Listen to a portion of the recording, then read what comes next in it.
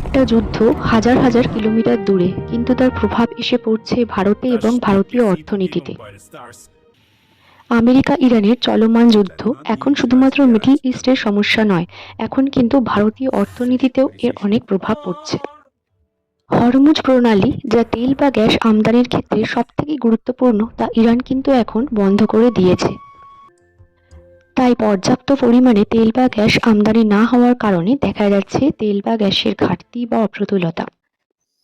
যুদ্ধের কারণে শেয়ার মার্কেটের গ্রাফও হয়েছে নিম্নমুখী। তাহলে ভারত এখন কি করছে? ভারত রাশিয়া থেকে প্রচুর পরিমাণে তেল আমদানি করছে এবং অন্যান্য বিকল্প এনার্জি স্ট্র্যাটেজি ব্যবহার করে এই ঘাটতি পূরণ করার চেষ্টা চলছে।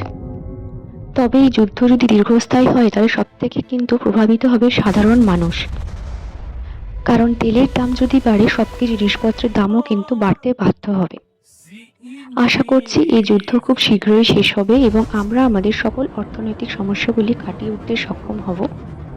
তাই সুস্থ থাকবেন, সচেতন থাকবেন। দেখা হচ্ছে পরের ভিডিওতে।